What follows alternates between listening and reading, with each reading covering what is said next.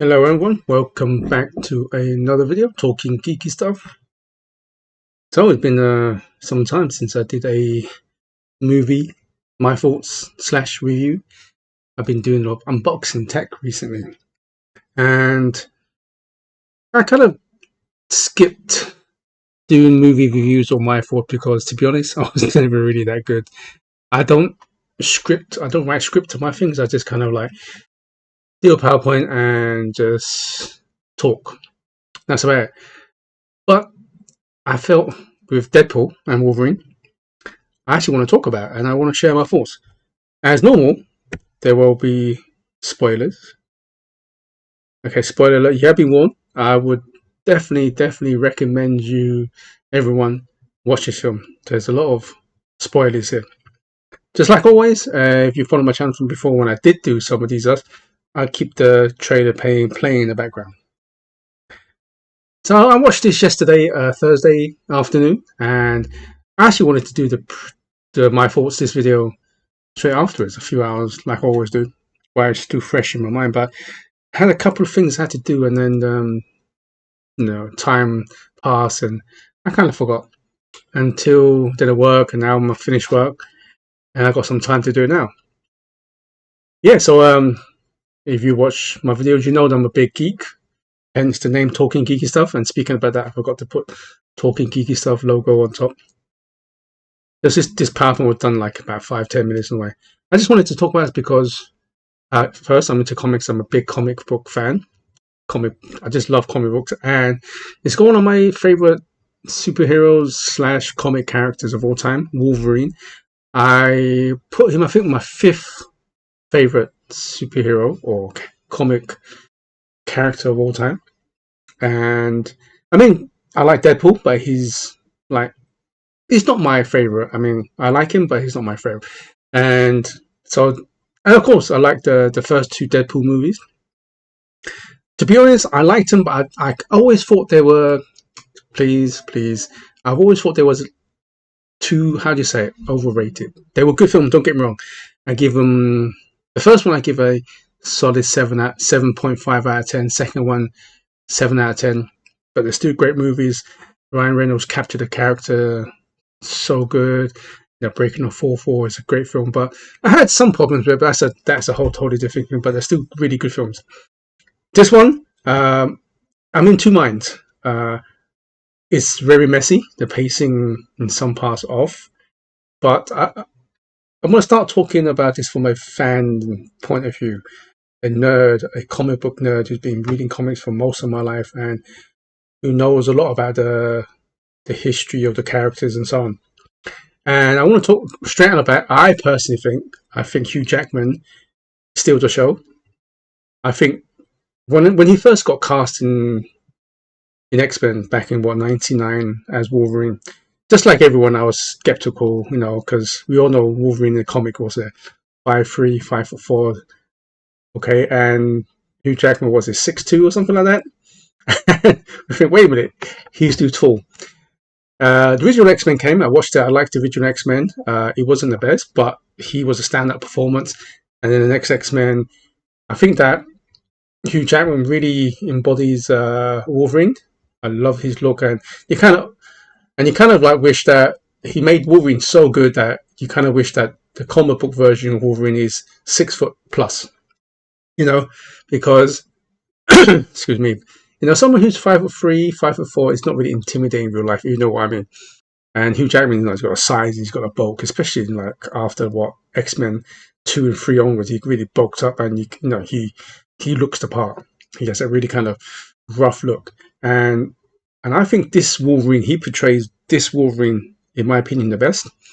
Even though I think out of all the Fox Marvel movies, I actually enjoyed Logan the most, but he was like not the prime Logan, not the prime Wolverine. This one was still in his prime, hence some of the action scenes. Ryan Reynolds, great as Deadpool. There's only one Deadpool really, and he embodies that, and he's got the right size. He looked great in his suit. His wacky sense of humor really plays that part. But I really think Wolverine was the standout of the show. Hugh Jackman. He looks rough and ready.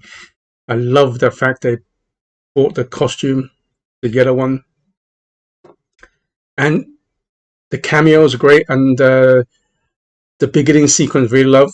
Typical, I think he kind of like started off like the very first one. You see him, Deadpool, doing the action scenes, and I love the fact that he was dancing to NSYNC, Bye Bye.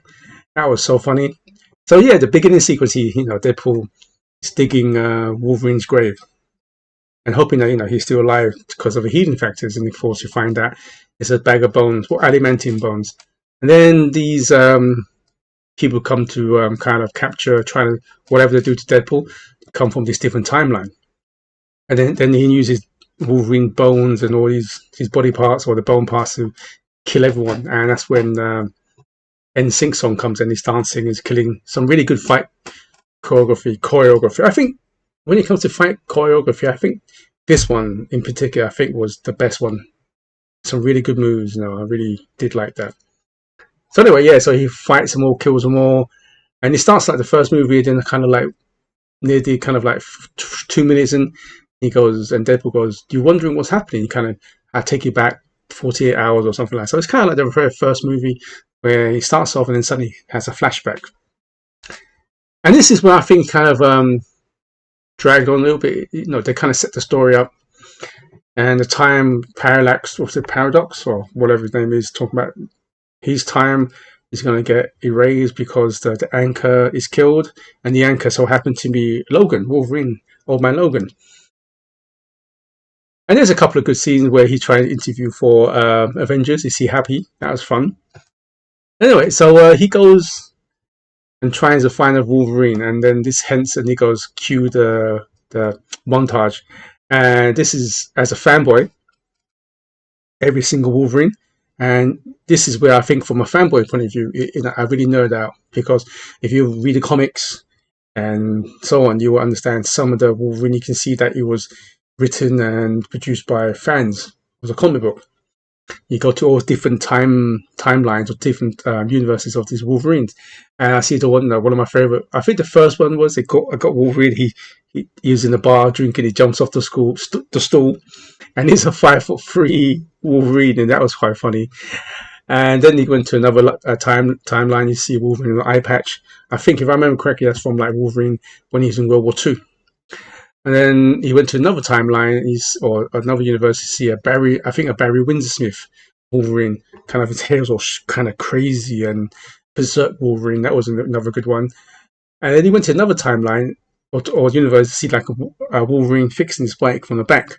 I looked at it, I thought, okay, it looks familiar. No, it's not Hugh Jackman. And then kind of cuts away to another Wolverine. Which one was he was wearing the kind of orange and brown one, and Deadpool was saying, this is not, you're fighting a Hulk, and then Hulk makes a cameo. Then it kind of flashed back to the one that he had the vest on, he's fixing his bike, he turns around, it was Henry Cavill. And Henry Cavill looks really good as Wolverine now. Henry Cavill was 6'1" and he's bulky, and he had the facial hair. And if you think about it, imagine Henry Cavill from The Witcher speaking with that kind of tone, the voice, with a slightly American accent.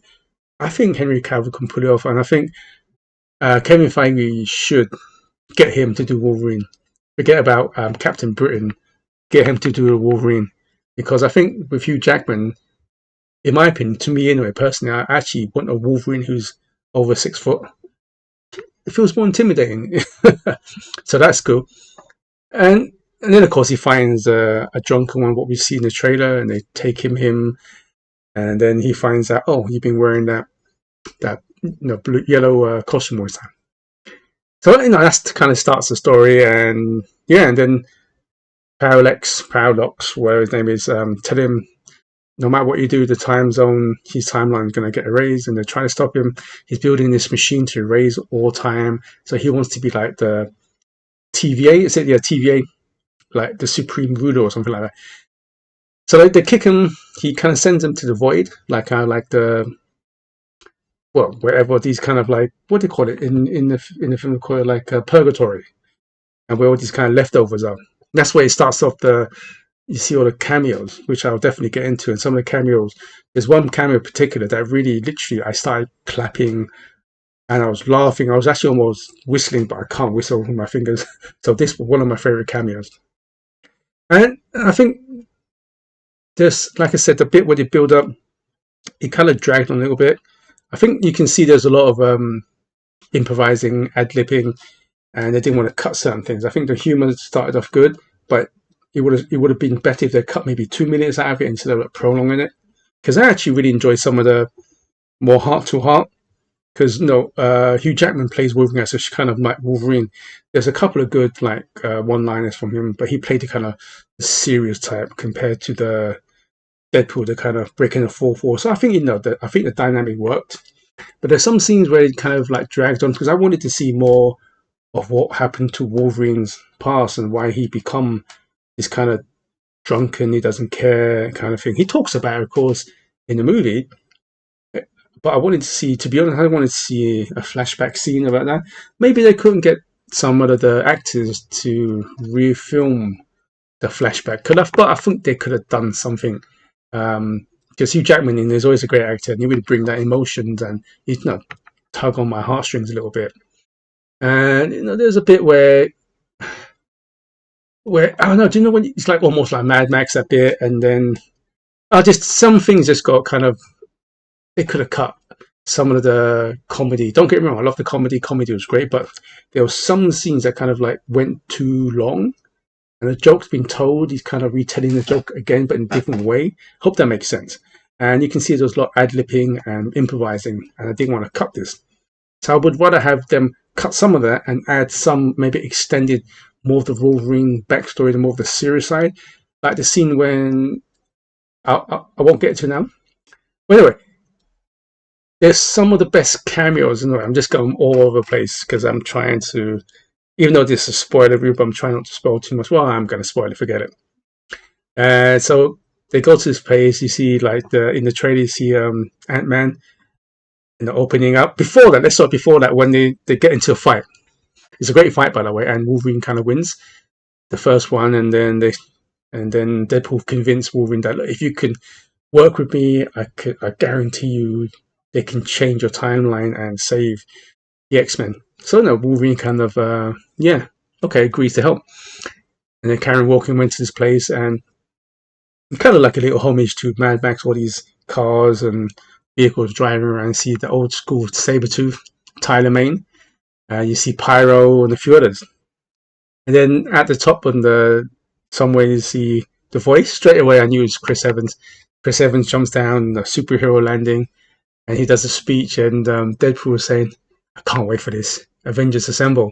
But he says, flame on, and it's the Human Torch. I went, oh yeah, and I thought, oh, okay, it makes sense. I actually laughed. It makes sense because it's kind of like, from that scene onwards, I thought, oh, I kind of get what they're going. They're kind of using it, kind of homage the Fox Marvel universe that was once Fox, 20th Century Fox, and we all remember Chris Evans playing Human Torch. That was fun.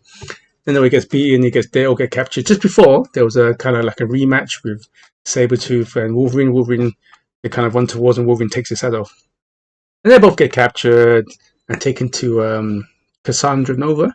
It's supposed to be Xavier's twin sister or something like that, and then she got dragged into this void before she was born or something like that. And she had these really good powers, cool powers. So then they talked about all this. There's a funny scene when when Deadpool say what Tube and Torch said, and then suddenly she sucks his skin out and become a pile of bones. That was quite funny. Then in the big fight, and they escaped. The managed to escape, and they're going around looking for more of kind of Human Torches, the Resistance or something like that. And there's a funny scene when you see another Deadpool played by another Ryan Reynolds, but this one's a bit more campier and so on. So anyway, keep on going and find and having another fight in the car, which is another good fight. What I love about this is Ryan Reynolds gave a lot of respect to Hugh Jackman and Wolverine, because if you're a fan of comics, Wolverine and Deadpool had plenty of fights, and Wolverine tend to win most of the fights because Wolverine, as can try in combat, he's got much more edge, and both fights Wolverine wins. Even in the car fight, you can see when they were getting tired, was wrapped around with all the seatbelts, so Wolverine just sleeping. You can see Wolverine won both fights in a row. And it makes sense. Wolverine has the edge, a killing instinct, and much more experience. 200 years old, he says in the film. So then you see like a foot and takes the car, drives off. I kind of guess who that was. You know, he kind of spoiled it in the trailer. And they take him to this place, and Wolverine or Hugh Jackman suddenly you can see his butt, except you can see he's working out. For someone who's in his mid-50s, he looks amazing. And then you see all these cameo walks in. You see Elektra, Jennifer Garner plays Elektra. That was fun. And the one I got the most was Wesley Snipes. My God, I actually laughed out loud and I clapped. I think people around me going, "What the hell, man?" You know, because where I go to cinema there's not many nerds or comic book fans, and I started clapping. Then you got Channing Tatum as Gambit, because a lot of people didn't know. I was telling my friend as well. I said, yeah, he was supposed to be Gambit, and no, he was signed up for it back almost a decade or more than a decade now. They had some concept art. He was doing this, and then of course it got canned, and they got someone else to play Gambit. Don't know what's his name. The guy who plays John Carter in The Hero from Mars. What's his name again? No, I can't remember. So that got canned, and then he came in with this, the costume that he was wearing, and I got to give that. You can see Channing Tatum was ad-libbing and kind of improvising. I love the Cajun accent. It was funny. Some of the stuff he's saying, he actually made me laugh. And Channing Tatum, like, he likes to ad-lib as well. And I love the interaction between him and Deadpool. It was really cool. And then of course you see Daphne Keane, X-23 pops in, which I kind of knew that happened. And there's a funny bit when they talk about Daredevil and Daredevil was dead or something like that, and Jennifer Garner said, okay, whatever. But, Ben Affleck and her was married and they got divorced, so that was quite fun. But the whole film, though, there's loads of fourth breaking, which I personally think got too much, if that makes sense.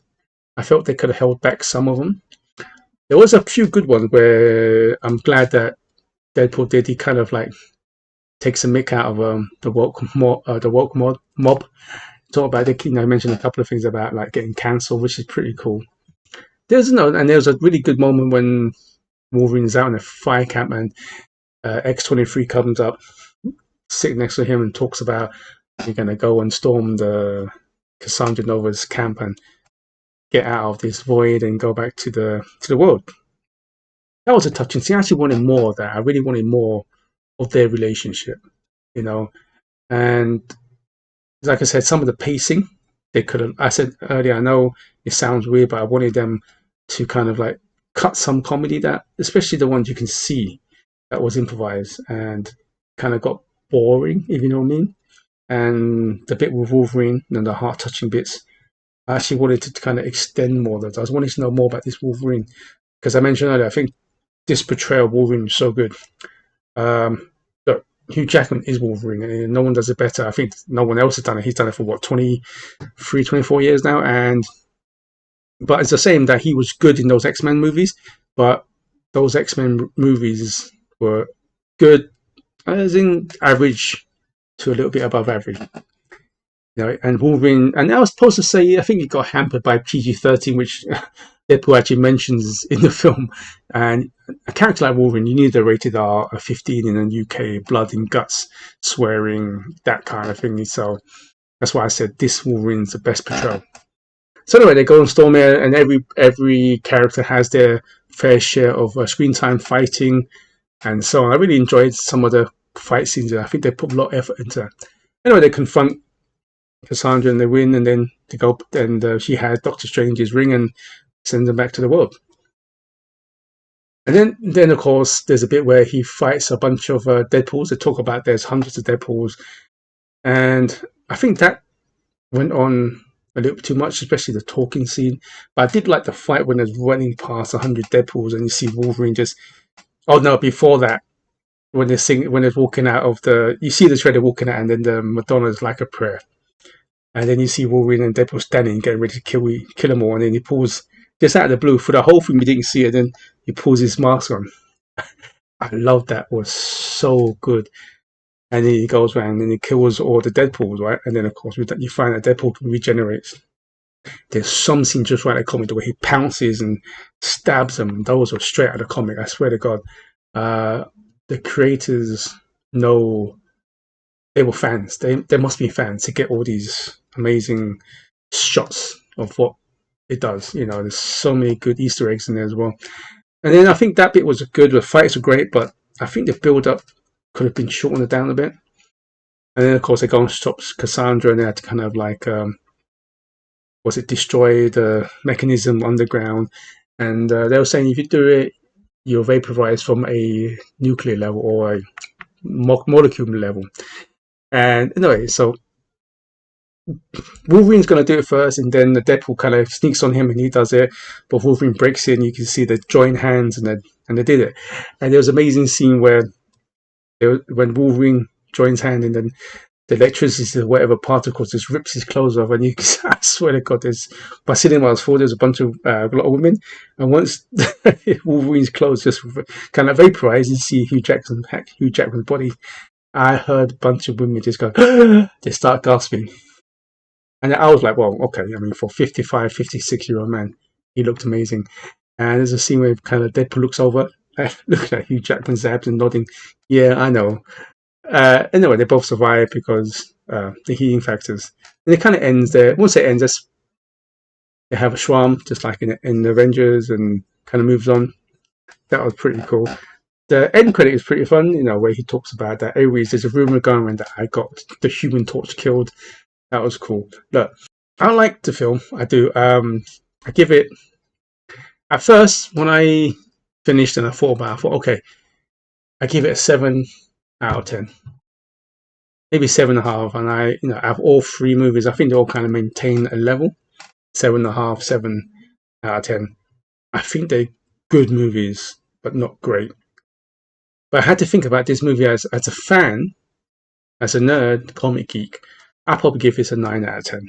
Just for a fan service and the creators and how they really know what they're doing. But at the same time, as a movie person, I'm also a big movie fan as well. It was disjointed. It was a mess. Some scenes was dragged on, and you can see the improvisation, which in some areas was unnecessary. They could have cut some of those down, and I would love to have seen more of the kind of more serious side of things, especially some of the flashbacks and so on. So as a movie, it went down to maybe a 6 out of 10. But when you combine them both as a fan and as a movie, it comes to like a middle ground around 7, 7.5 out of 10. So that is kind of like my way of thinking. I'll probably watch it again just to see all the cameos and all the kind of Easter eggs, because I probably didn't catch them all. And there'll probably some channel in the future to really showcase all that. But if you're a fan of Wolverine and Deadpool, this is definitely up your alley. And if you like some of the Fox classic characters, because at the end the credits will show you some of the classic Fox movies, you know, the behind the scenes. It was pretty fun as well to see all that. And it kind of a bit of nostalgia feeling to it as well. So I love all the Easter eggs. I love the fan service. As a movie, I think it was good. Let down by some stuff. And I think the soundtrack is great as well. Some really cool songs, especially the beginning with NSYNC. Yeah, so that's my thoughts. Let me know what your thoughts are. Until next time, good morning, good afternoon, and good evening, wherever you are in the world. And please do stay safe. Goodbye now.